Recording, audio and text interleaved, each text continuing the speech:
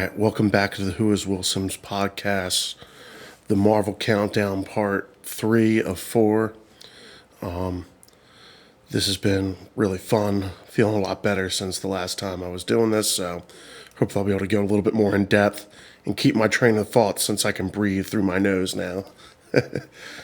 So yeah, we're getting into the part of the list here where, pretty much everything from here on out is stuff that I really like to love, and again, I think I rank certain things lower because they're TV shows or for one reason or another. Again, these are my opinions, but I'm still excited to talk about what I got going on here. So, we left off at 51 talking about the Avengers cartoon, yeah. Which I went back and watched a few episodes, and I still think it's a really cool cartoon. So we're going to pick back up here at 50. At 50, I've got the show Agents of S.H.I.E.L.D. Now, Agents of S.H.I.E.L.D. ran for 7 seasons. The last couple seasons were kind of shorter, but I was always in love with it. I've always loved Clark Gregg in the role as Phil Coulson. And they really found a way to keep him around in that show, even though there was a bunch of times they were really stretching out his tenure. But, the way they set up a lot of the things in that show, who certain characters are, who they end up becoming, a lot of that stuff's really well done. Sadly, the first season was kind of the weakest one because they were kind of beholden to what was going to happen in the Winter Soldier, because of the big plot twist in that movie, directly affected that show. And I feel like they worked really hard to kind of try to keep it in line with the Marvel stuff, but then they did kind of start to split away after like seasons 3 and 4. Like they kind of started just doing their own thing and not really acknowledging MCU. But I think up until like 3 or 4, I think as far as Captain America Civil War and Infinity War, they made mention to that stuff happening, but they never addressed the snap or anything like that in the show. So a lot of people always treated it as if it wasn't canon. I always felt like there's no reason it couldn't be. I'd love to see them bring some of those characters back. The show set up a lot of comic characters that were cool to see, like it had they brought in Lash when they did the Inhumans season. He was kind of like the Inhuman hunter kind of person. They set up Deathlock in the first season. They had Ghost Rider in the 4th season, I think. The Robbie Reyes version, which was really cool. And then they also had Mockingbird in the show, who was, a character I was pretty familiar with, I wanted to see them kind of link up with Hawkeye. They got Adrian Palicki. I don't know I'm probably butchering her last name. But she was in the role and she did a good job. And I was really excited to see where they were going to take that character. They also had Hive in the show from like another Inhumans kind of boss level character. And yeah, they really I really feel like they did a lot with very little for this show, and they always managed to make the characters front and center and really interesting. You had Daisy, Sky, who, you find out she's Daisy, and what they do with her character, with Fitz and Simmons. Then they bring in the character Mac, who just becomes a really great part of the show.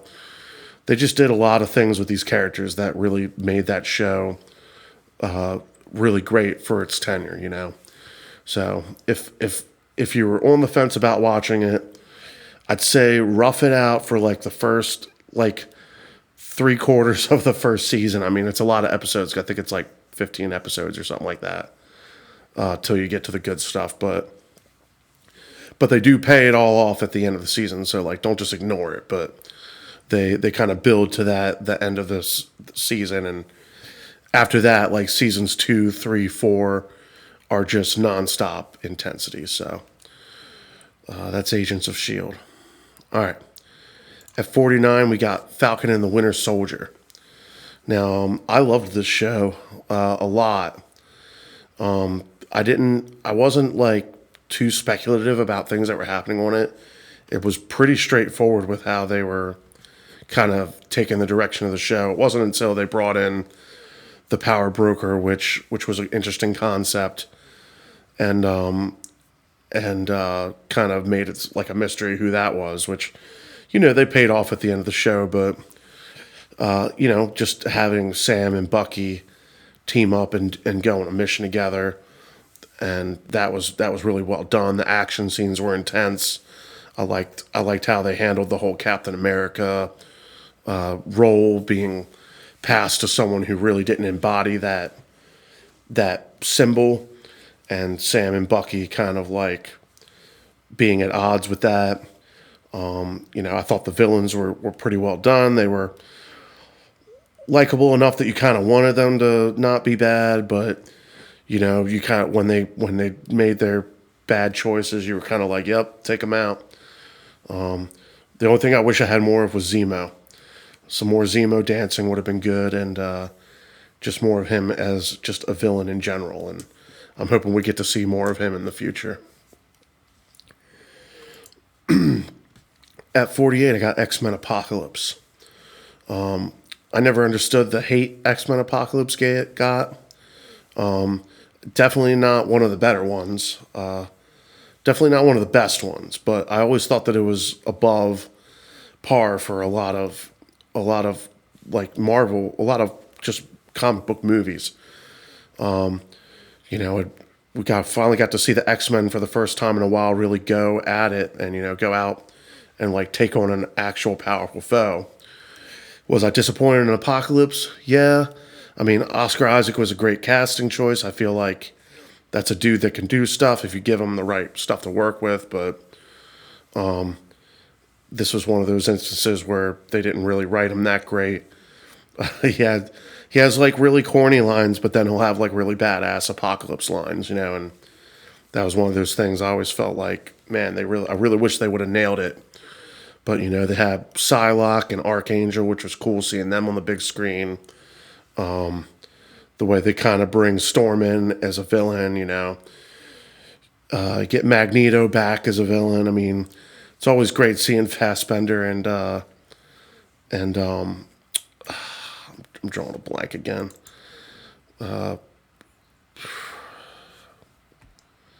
is what happens when you get old. James McAvoy as Professor X. I thought they did good in the roles, and even the guy that played Nightcrawler, I felt like he did a good job of kind of being a younger version of the one we've seen before, and all that. And there were a couple things they did in this movie. I always felt like around this time there was the talks of the Fox thing were starting to happen, and I feel like they should have just kind of went the route of, hey, let's loop the X-Men movies back into themselves. And they made a couple choices in this one that kind of went against that. Just minor things, but still, like it was still interesting to have that dynamic. It would have been really interesting to have that dynamic of feeling like a complete series of things happening. But all in all, like, the third act of this movie is pretty intense. Really good action sequences. The Wolverine scene in the movie is super awesome. I remember being super pumped by that in the theater. You got the Quicksilver scene, which was awesome. There was some really good standout moments in this movie, even though there was a lot of weak elements to it too. But, what can you do? All right, 47, we got The Incredible Hulk with Edward Norton. I really like this movie. I think that it's a good, solid, fun movie. I definitely appreciated that Bourne element of, him kind of being on the run, having to control himself, and then constantly being pushed. I thought like the dynamic between him and Betty is really good. Tim Roth as a villain was done really well. He really comes across as like that guy that's like, he's always been the best. He can't handle being beaten. That's why he wants to get, his own stuff and turn against him. Which was another thing, like I was really bummed out about how they kind of handled him in She-Hulk, because I was hoping we would get to see like, oh, yeah, he's a patriot, and yeah, he's not like the bad guy, but he still feels like he was doing the right thing by trying to stop the Hulk, and he was doing what he was, ordered to do by, Thunderbolt Ross. But I'm glad to see that they're continuing to pick up elements from this movie in the MCU. I know a lot of people didn't consider it MCU for a long time because they recast Edward Norton with Mark Ruffalo, and but I know they've got Liv Tyler coming back in the new Captain America movie, so that should be really cool. I'm really excited to see what they do with that. At 46, we got X-Men First Class. I really like this movie and for a lot of things. It never hit quite the way I think it hit a lot of other people. It was kind of like a fresh take on the X-Men, which I think a lot of people appreciated. Obviously, again, McAvoy and Fassbender kill it in their roles. Kevin Bacon as Sebastian Shaw was just epic as a villain. That scene where he walks into that base and they're all just shooting at him, and he's just absorbing all their firepower. But, like, they just kind of had, like, I think the thing that kind of hurts me with this movie is they didn't kind of pay off a lot of the characters. They set up, like, Banshee and Emma Frost and a lot of these other characters that just kind of get killed off screen, Or, like, there was just a few things that I was kind of like, all right, this is cool. How are we going to build off of this? But I think this one also kind of started that trend of the historical events that, the mutants intervened in, with the whole Cuban Missile Crisis. So. But yeah, First Class, solid movie. I loved the idea. I loved the way they kind of had, Charles really becoming a teacher and showing these different mutants how to control their powers and use them in effective ways. Even abilities that seem like they couldn't be that useful. He makes them work. But yeah, at 45, I've got the first X-Men movie. Now, a lot of people might say that technically this is not a great movie. I think it's a really solid movie, man. I mean, obviously they didn't do a crazy amount of CGI. I feel like the CGI they did in this movie was pretty solid. There may be like one or two sequences that are a little goofy looking, but in general, man, you got a pretty decent sized X-Men team. All the mainstays: Cyclops, Storm, Jean, Wolverine, Rogue. They're all well written. They all act great. The dynamic between Logan, Scott, and Jean is just like perfect. It like really brought me back to that cartoon as a kid of just like, like always feeling like, like who's Jean gonna end up with, And then Patrick Stewart and Ian McKellen as Professor X and Magneto, like they just like feel like these two forces that are just coming at each other, And then you've got the Brotherhood with Mystique, Sabretooth, and Toad, like just this perfect foil, and like you get the final act where they're going and fighting each other and stuff. It just felt like the movie I had waited for my whole life, and I was 11 when this came out, so it was just like right at that perfect time of like holy crap, like they're starting to make these things that I've loved as a kid like into movies, and seeing how far it's come since then has been quite the journey. But all right, at 44, we got the first Spider-Man movie. It's right up there with X-Men, man. This was, again, I rewatched this recently. It's way campier than I remember it being, but Tobey Maguire, Spider-Man, great cast. Norman Osborn, Willem Dafoe as Norman Osborn, another great casting. And one of the things that was cool was going back after seeing No Way Home, and and just seeing like how well he continued that character after this movie, with just like the menacing, like he still wants the same thing. He feels like anybody with powers is above, just a normal person, and they should be able to do whatever they want. So I really appreciated that through line with his character and his story. All right, up next at 43, we got the Hawkeye show. Now, I really like this show. I think a lot of people were pretty hard on it when it came out because one reason or another. There was definitely that thing. There was a lot going around about them turning all the heroes into female versions of the characters. But I mean, from what I knew of the comics before then, I was pretty much expecting like a lot of these characters to show up eventually. But that said, I love Kate. The character of Kate Bishop is really well done. She's incredibly cast. Haley Steinfeld does a great job. I liked the introduction of Echo. I love the dynamic between him and Clint. That like he's hard of hearing because of all the battles he's been in, and she's deaf, and she's kind of like that's holding you back, man. You got to get rid of this hearing aids and just learn how to live without hearing or whatever. I love the kind of dynamic there, and then bringing back Kingpin was like a big moment. I know that this kind of came out right at the same time as No Way Home, so we got to see Matt Murdock come back, and so seeing Kingpin was awesome.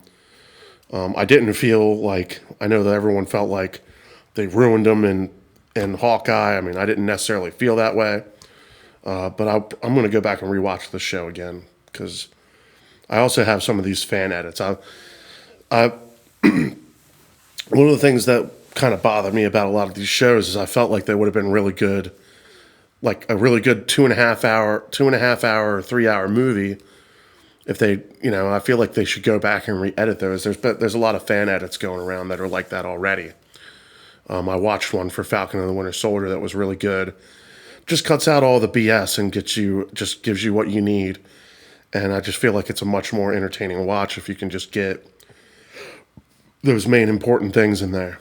Now, yeah, I'll have to go back and kind of reassess that. But maybe at the time I was just so excited to see Kingpin again that I didn't like draw many comparisons. But I think what everyone's afraid of is that they're gonna turn them into cartoony versions of the Netflix versions, which were really dark and realistic and gritty and really well written characters. But we'll see. The Echo show looks really promising based on the previews. I know there was a lot of talk about that being bad, so hoping that they bring those characters back and we keep getting more of the good stuff. So I'm just trying to think of anything else to say about Hawkeye. Oh, yeah. What's her name? Yelena. Having her come back was really good too. I personally like this last phase. Like I did appreciate the sentiments of kind of like looking back at a lot of the stuff that happened in Endgame and Infinity War and the characters that died in those movies and kind of really giving them their moments and like kind of having these other characters have a chance to assess what their role is going forward.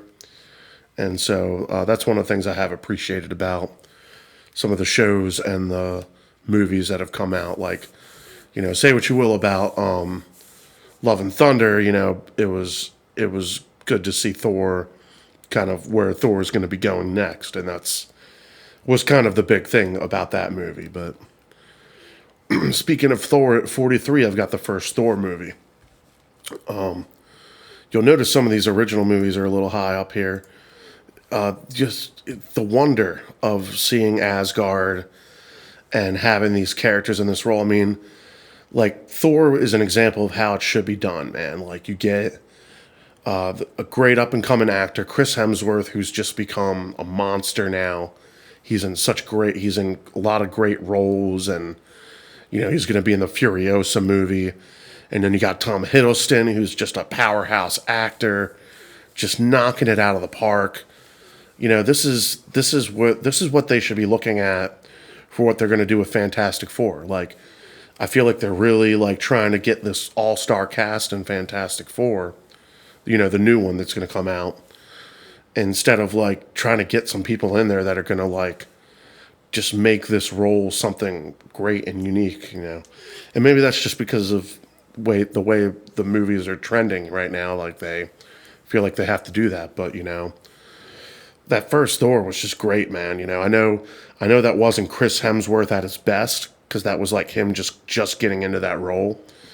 But just seeing where he started and where he's gone with these movies has been incredible, and I attribute a lot of that to that first Thor movie, and it not being afraid to be this wondrous, fantasy tale of an Asgardian prince taking his throne and having to fight his brother, and the family ties and stuff. So Thor was a big one for me.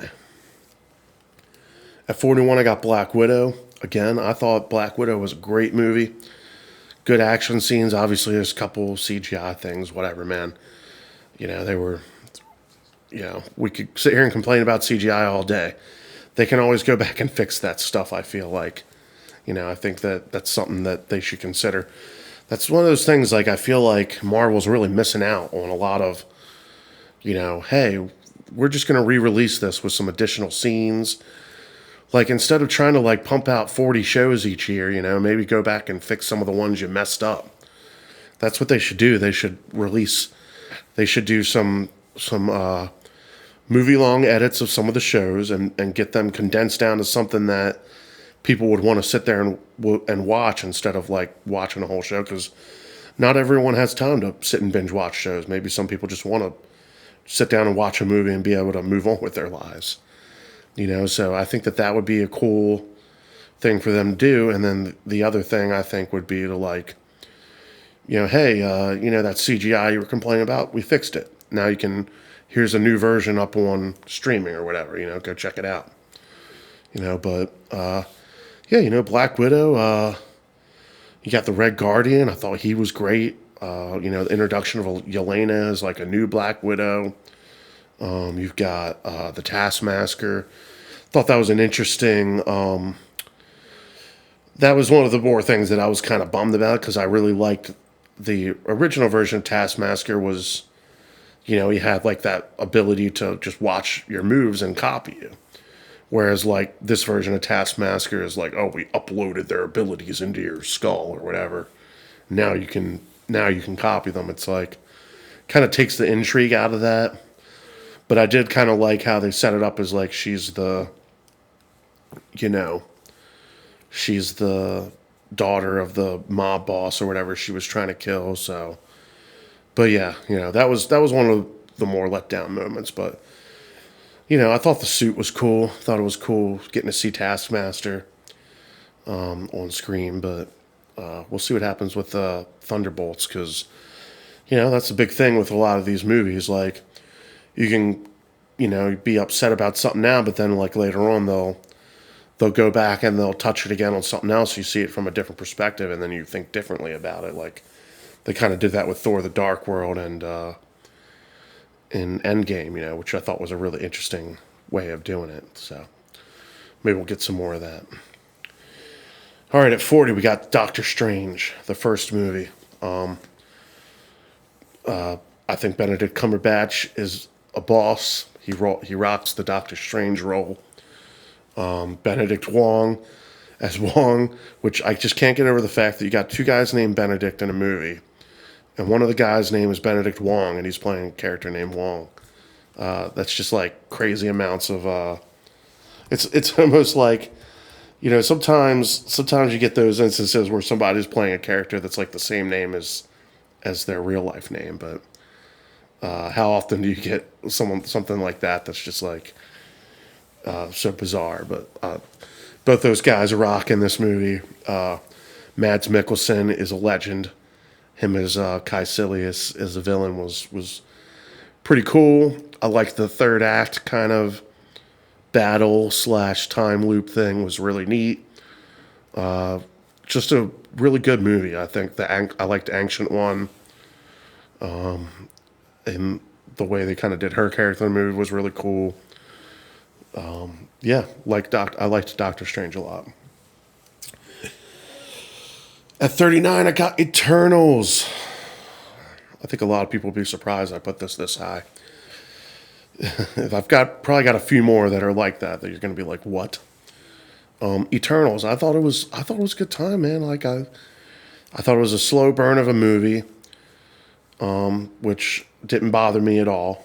I liked the kind of general introduction of all the characters and the kind of gradual reintroduction of all the characters. The thought the cast was good. I thought that the adventure they were on was interesting. I'm kind of bummed they haven't addressed this whole celestial coming out of the planet deal that happens in this movie. But yeah, it kind of gave me like almost Avengers vibes, where it's like some of them turn on the other ones, and there's kind of this internal battle, and they're pitted against each other, and I felt like it was well done. It was one of those things where, I liked the cast enough, I liked their chemistry enough that I was invested in that.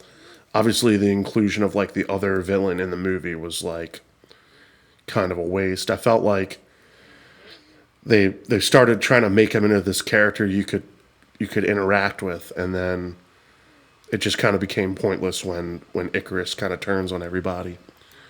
But yeah, Eternals, I liked it a lot. And then right above that at 38, I got the Marvels, which I think will surprise a lot of people because I really liked the Marvels. I liked the interaction between the three main heroes. I thought the action sequences were really energetic and fun. I thought the little bits in the movie were funny. I wasn't all like, this is too silly. I thought they were funny. I thought they were creative too. So the singing planet thing kind of reminded me of like the Buffy the Vampire musical episode. But so maybe that's why it didn't bother me as much. But that said, there's still flaws in the movie. Like I think I could see maybe this ending up lower on the list as time goes on.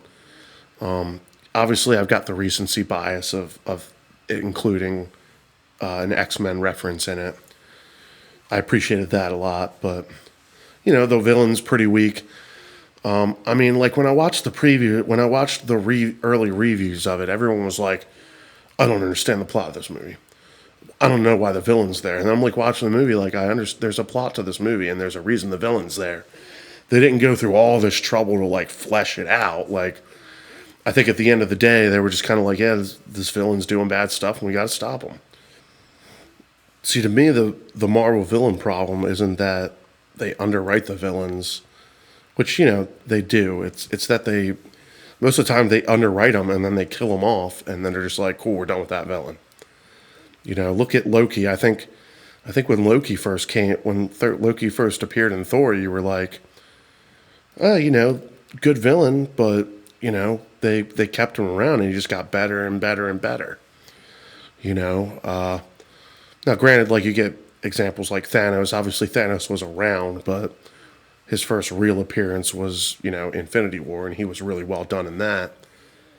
But I always think back to shows like Dragon Ball Z, where like the villains, they go on to become heroes or anti-heroes in their own right, and they get a chance to kind of prove themselves. And I think they could do that with more villains in the MCU, like really kind of keep them around and build on that interest, But also you think about most like cartoons and stuff, like the villains, most of the villains are there the whole show. They don't like kill them off and then now we got a new villain, or like a lot of shows, like you at least get a main villain for the season, and you kind of figure out what he's up to the whole season. But yeah, I think that with the Marvels, that was definitely a villain I wasn't really concerned about at all. I think that's probably what they realized. Like, it was kind of just like a made up villain, or they took like a really obscure character and made them a villain. Which, Marvel's got no shortage of villains, man. They could really do some cool stuff if they tried, but I feel like they haven't been lately. All right, at 37 we got Ant-Man and the Wasp: Quantumania. Now, this was definitely my favorite Ant-Man film. I think it's the highest on the list. Yeah, I mean, obviously at this point in the series, Ant-Man's a hero, and I feel like he was kind of at this really high point, and what they really needed to do was kind of knock him down a peg here, and I feel like that was probably the biggest missed opportunity of this movie, was kind of having a darker ending and really setting Kang up as a villain. Now, granted, at the time of recording this, the news has come out that Jonathan Majors is done as Kang, and so we're waiting to see, are they going to recast Kang, which I think is the smart move. Instead of trying to change your whole story moving forward, just try to find someone to come back and play Kang. You've already set up the whole multiverse thing. You might as well continue and try to finish that. But yeah, the idea that Kang was supposed to be this big deal and he got beat by Ant-Man is like kind of, doesn't really leave you a lot of room to kind of make him a menacing villain. So that said, I loved all of like the mystical wonder nature of this movie. I loved all the sci-fi elements of it. I loved the kind of journey through this strange land. I thought the MODOK, obviously the MODOK CGI was terrible. I wish that he had just kept that helmet on the whole time, and then maybe at like the very end, that would have been like a big last reveal, that he was Darren Cross or something. But I know that they were trying to like work it back into the first Ant-Man, which I liked that element of it. But to me, the guy should have just been evil all the way through, and they should have just taken him out. But yeah, I know I'm talking a lot of bad things about this movie, but I did really enjoy it. It was a really fun, entertaining movie. I guess we'll see later on. Like, I'll probably do another version of this list at some point. Maybe the MCU only version, but yeah. All right, at 36, I've got the Legion show. Legion was on FX, and it was just a trippy show, man. That was one of the most interesting, intriguing shows that I've seen in a while. And I still haven't seen season 3. I'm judging this based on the first 2 seasons, which were really well done. So I do plan on going to watch season 3 at some point, but there's not really a lot I can say about it. It probably could be higher. It probably could be lower. It's a really hard show to recommend to people, because it's so weird and out there.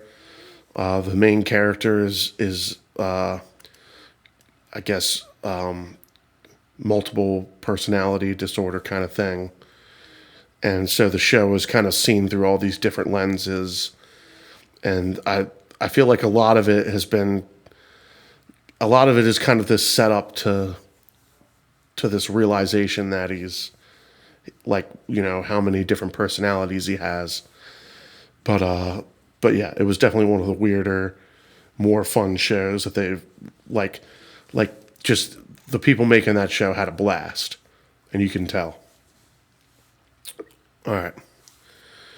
At 35, I've got Shang-Chi and the Legend of the Ten Rings. This to me was just an all-around good time.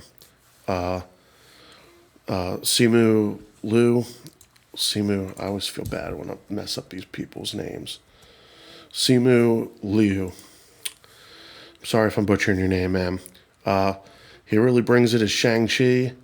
He's really great in the action sequences. I love the dynamic between him and his father in the movie. That's all really well done. The action sequences gave me like hardcore. When I watch a movie like this, I'm like, dude, they could totally make a really good Dragon Ball Z movie.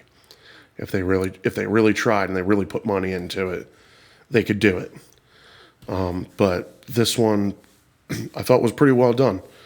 I wasn't annoyed by some of the characters that I think annoyed other people.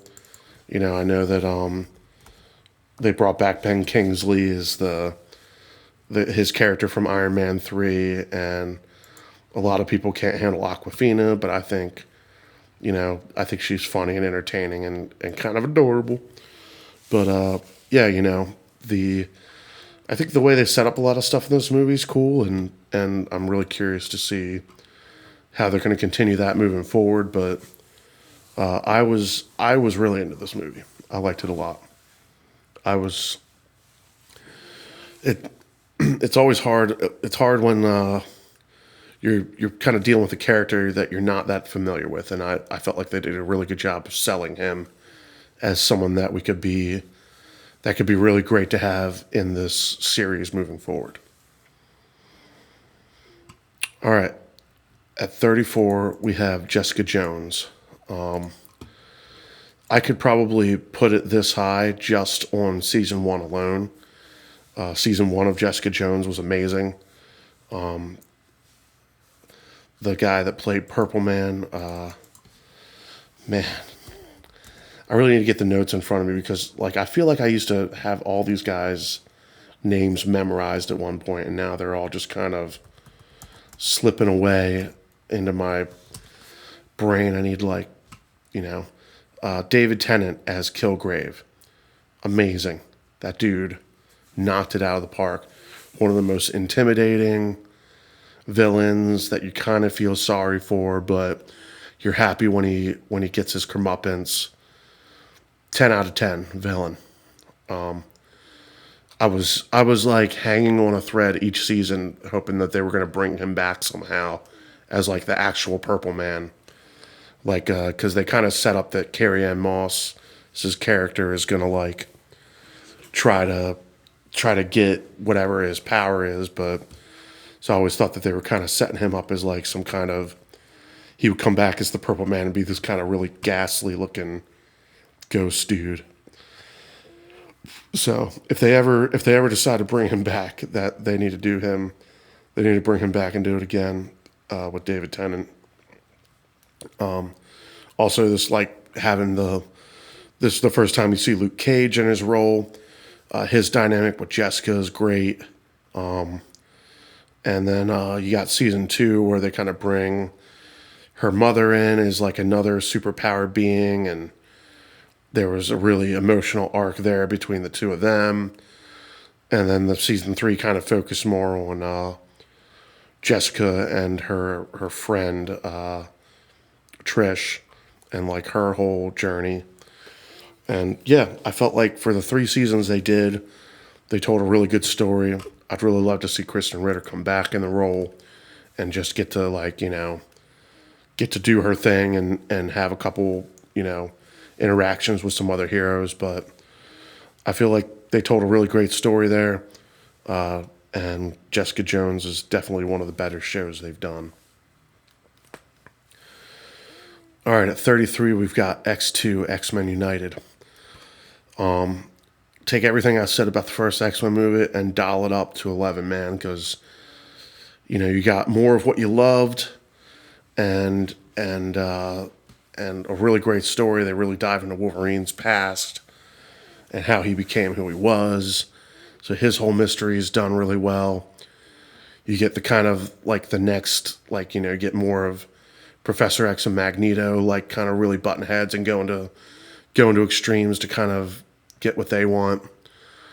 To me, the things that hurt some of those movies were kind of characters that I felt should have gotten more shine, like Cyclops. I felt kind of got the short end of the stick in a lot of these movies. But then you get characters like Pyro that have really great, interesting arcs, that kind of, he started off as a student at Professor X's school, and then he ends up joining the Brotherhood because that's more his style. So X2, man, great time. At 32, we got the 2004 Punisher movie with Thomas Jane. I remember when this came out, man. It was like a different kind of movie, man, and there's just so many sequences in this movie that you're just like, dude, how much punishment can this guy take? But the way they kind of do the whole story with his family getting killed and him coming back and going after John Travolta's character and how he goes through with those motions of like, turning him against his own people and having him kill his own people and then going after him and taking out all his men and stuff. It was just a good time, man. That was one of those things. And then they made that YouTube short, which I saw too, which was pretty cool. I always felt like Thomas Jane was really good in that role, and it's a shame they didn't make more. But they were figuring stuff out back then. They hadn't quite nailed down the formula, but that movie is always something that'll be special to me. I haven't seen the Dolph Lundgren one, so I can't really put that on the list. But this was definitely, in terms of the Punisher movies, this was the best one. All right, at 31, I've got the Moon Knight show. Moon Knight, I liked it a lot. It's one of those ones where, yes, they could edit this down into a movie, but this is one of the better ones in terms of like another thing that I was saying that I don't think that Disney Plus is quite nailed, that like other streaming services have nailed. Like, for example, I'll use Stranger Things as an example. Every time an episode of Stranger Things ended, I couldn't wait to watch the next one. Like, they'd always end it on like this note of, oh, here's like a new piece of information, cliffhanger. And then you'd be like, dude, I cannot wait to watch the next episode. Whereas, like, I feel like a lot of Disney Plus shows, they're like, well, here's the thing we did, and then we did that thing. All right, next week we're going to do a different thing. Whereas Moon Knight actually did a pretty good job of like kind of setting some stuff up and you being like, what's going to happen, And, I feel like they need to get writers more on point with like that kind of tension and release, because I feel like the overall formula of the Disney Plus shows has just been like, build tension, build tension, build tension, build tension, build tension, build tension, build tension. All right, here's a little bit of a release. All right, now the show's over.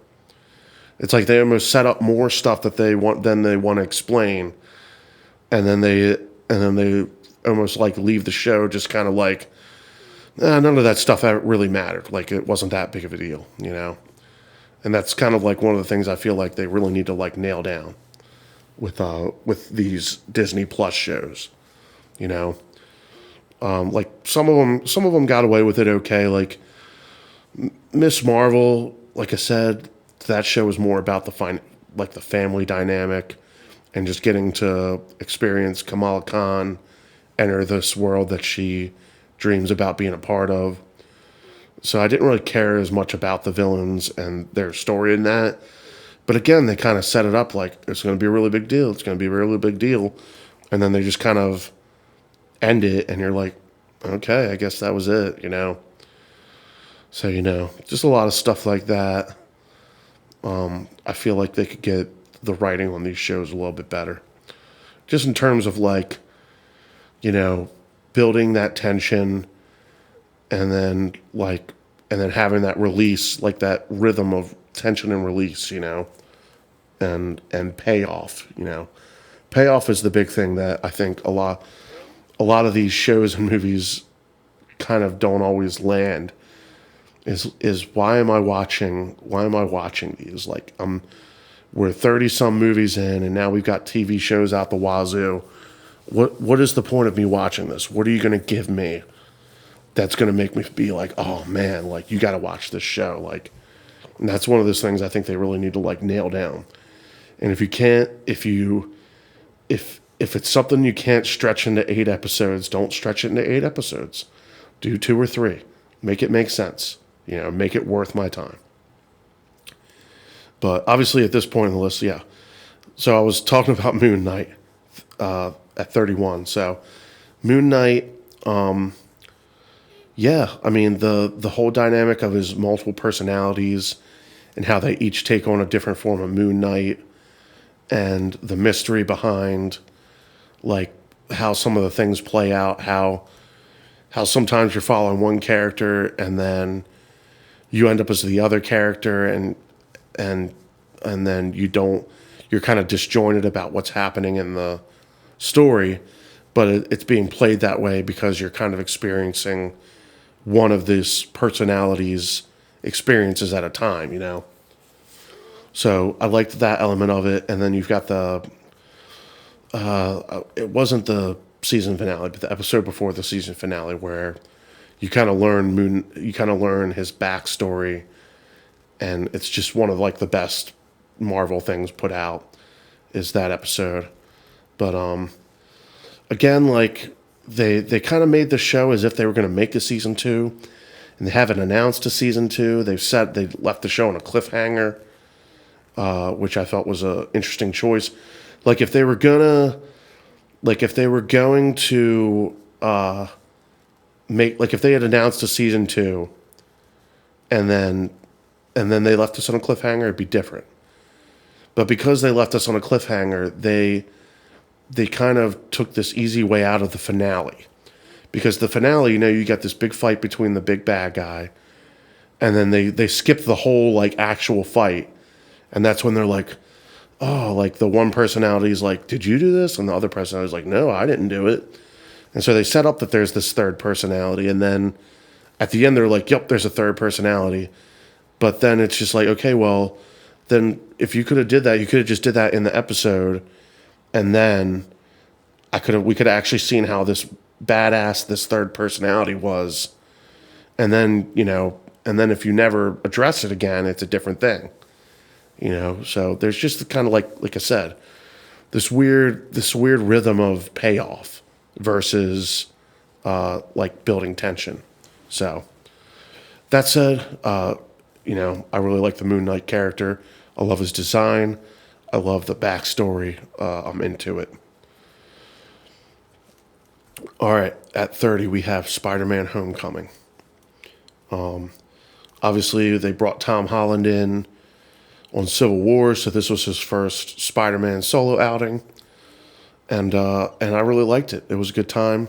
There are other Spider-Man movies that I think are better, but I liked Vulture. I liked Michael Keaton as the Vulture. Excellent.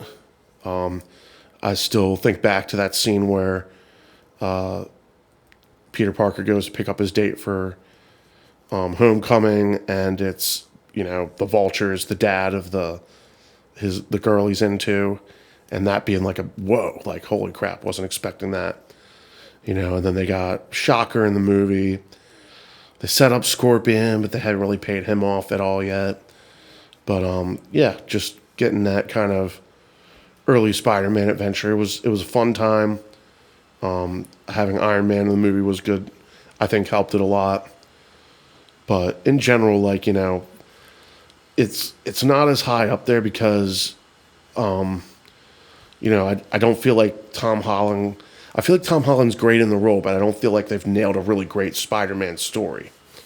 Like I could sit and watch hours and hours of Spider-Man going on adventures with Tom Holland playing the character, but like, you know, you want those moments to like matter, you know. That's why like I'm not bummed that it's going to take a few years for us to get another Spider-Man movie. Like I want them to cook up something that's going to really like kick our ass, you know.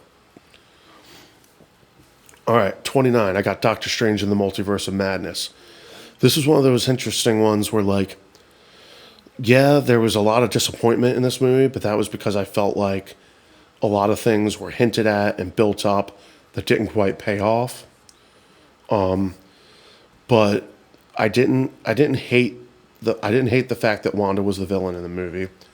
I felt like they could have did a better job of explaining how the Darkhold was kind of having a bad effect on her, and they could have maybe built up a little bit that she's been like really diving into the dark hold as like a way to try to bring her children into the like, bring her children back. So I understood that whole story. I was totally into that, into her as the villain. I love the idea of Doctor Strange going up against, like, kind of dealing with alternate versions of himself, and how, like, if he's got, like, that Doctor Strange has, like, great purpose and great power, but if he handles it the wrong way, he could destroy, his whole universe. So I really, like, appreciated that. The whole Illuminati thing I thought was really cool. I wasn't really expecting it to be much more than a cameo thing. But like, obviously having like John Krasinski as Mr. Fantastic was like a really cool thing to see. Getting to see Professor X and like the yellow hover chair was cool. Just stuff like that I thought was really awesome. That's the kind of stuff that's like, I wish they'd keep that kind of stuff more secret. And then when you go to see the movie, it's really a surprise. But all that said, like, there was a lot of things like this is the movie that's going to bring the X-Men in. Well, they didn't do that. Or like, this is the movie where like things are really going to go overboard. They didn't really do that.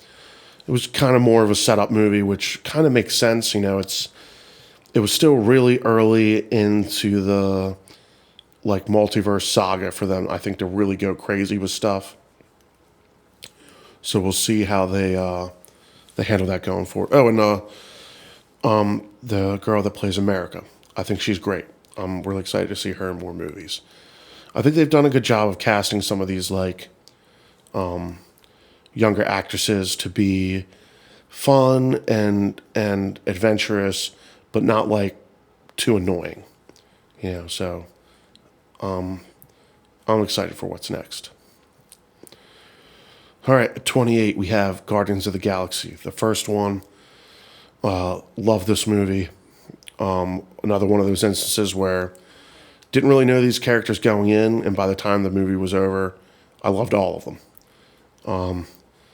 Again, Ronan, like, should have been a great villain. Ronan should have been, in the comics, Ronan is one of those characters that, like, sometimes will help the Avengers because of his, he's been around and like he's, he does what he does to serve he's the hero of his story, Granted, in the movie, they kind of play him as this kind of radical military madman who's just out for like vengeance or whatever. But, in the comics, I think he's more like, he's just kind of like the military leader of his people and he's doing what he has to do. But, you could have had that turnaround of, hey, yeah, we beat him, but now he's rehabilitated or he's thought about what he's did and he wants to change his ways or whatever, That would have been a great villain to keep around and have him go through, some different phases of, I'm bad, but I'm just not that bad right now. And then, okay, I'm kind of bad. Okay, now I'm kind of a good guy now. Like, give him that kind of like Vegeta arc where he just kind of, by the end of his story, you're just going to not want to see him go, So, but yeah, Guardians, the way they set up all the heroes and the journeys that they're going on, James Gunn did a fantastic job with this movie. All right, 27, I've got Blade. Now, Wesley Snipes as Blade might be one of the best Marvel castings ever. Now, granted, I don't expect them to bring him back into the role now, but the fact they're making a new Blade movie is exciting, but also kind of like what are we going to get, So Wesley Snipes really killed it in this role. This is a movie that I love going back and rewatching time and time again. It was one of those things, man, like it didn't have like all these big actors in it, but like the actors, they did a great job in their roles, man. Like having like these different vampires that are like these different lackeys and Yeah, the one that Blade keeps like cutting off his arms and stuff, and then like burning them, and then he lets him live or whatever. Shit like that was just so entertaining. And then Deacon Frost, obviously there was some pretty bad CGI in this, but it was pretty. This was '90s, I think, still. So this was pretty early on in the CGI era. So yeah, the first Blade movie. I remember seeing that as a kid and being like, all right, like this is some real stuff. I think I was young enough when I saw this that I would like couldn't I couldn't tell my parents that I watched it because I would have gotten in trouble. But I'm guessing that my first time seeing it was on like cable reruns where they cut away from all the blood and they overdub all the cursing and stuff. So I have like these just these memories of this movie just all throughout my life basically. All right, the last one for the today is going to be at number 26, the first Avengers movie, Avengers Assemble, as it was called in some countries. Yeah, man. Like obviously everything from here on up, we're talking like top tier Marvel, but I remember this being an event, man. Like I remember going to the movies. I remember running into people that like I didn't know liked Marvel and being like, man, like this is going to be a big deal. Like, and it delivered, man. Like like, say what you want about Joss Whedon. Like he did a pretty good job putting this movie together. Like, you've got them all separated, for their various reasons, and they all kind of get pulled in one by one. And then they don't like each other at first. You get like these different face-offs between them that like keeps everything entertaining. And then at the end of the movie, they got to all come together and fight Loki. And again, this is like again leads into my villain argument. Like Loki was a great first villain for this movie because it just built off of that relationship, and it was something they continued to build off of after this movie. But yeah, like. Big epic battle at the end. Just felt like everything you wanted to see. Gut busting laughter. Great fight choreography. Really great cinematography in a lot of spots. I think about scenes like when Clint is kind of brainwashed and he's going through the helicarrier and he's in that little pathway and it's like kind of shooting him from behind. And then Black Widow just kind of like appears behind him, and the way they shoot it, like it's almost like she comes out of nowhere.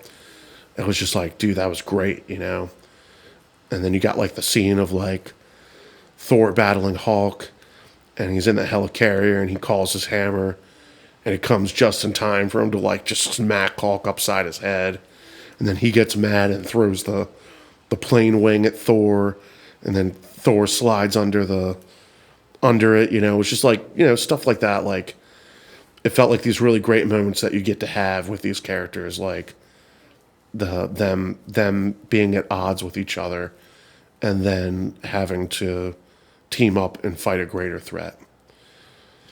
So that's it, man. That's this list for today. We're getting really down to the nitty gritty here.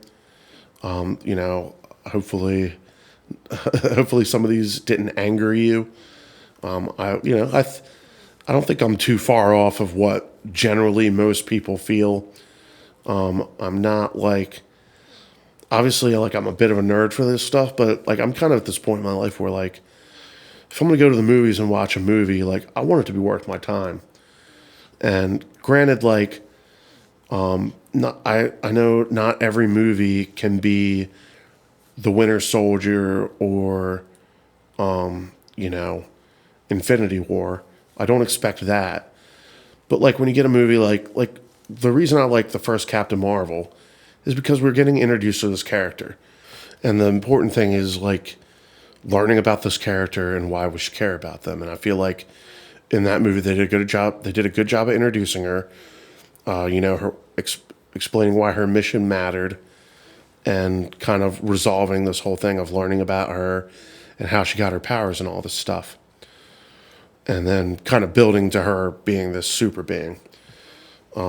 And I do feel like the Marvels dropped the ball a bit on kind of continuing that story. And because even in the movie they address that she's still trying to regain her memories. And I feel like that was probably a missed opportunity on their part to kind of build on the emotion of that character and kind of, make me care about her more. And I feel like that's one of the things that's been missing with a lot of these sequels is like what journey is this character going on? That's why like Multiverse of Madness is a little higher on there for me because, we got to see Strange go on this journey and kind of be told, look, like, you're smart, you're a powerful guy, but if you go the wrong way, you could really do some damage.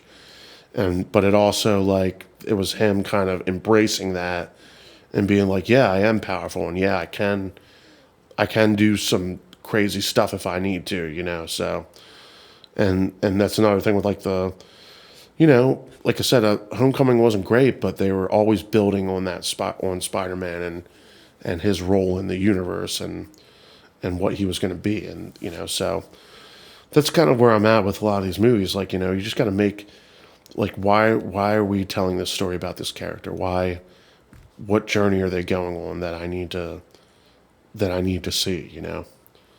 So we'll be back again soon.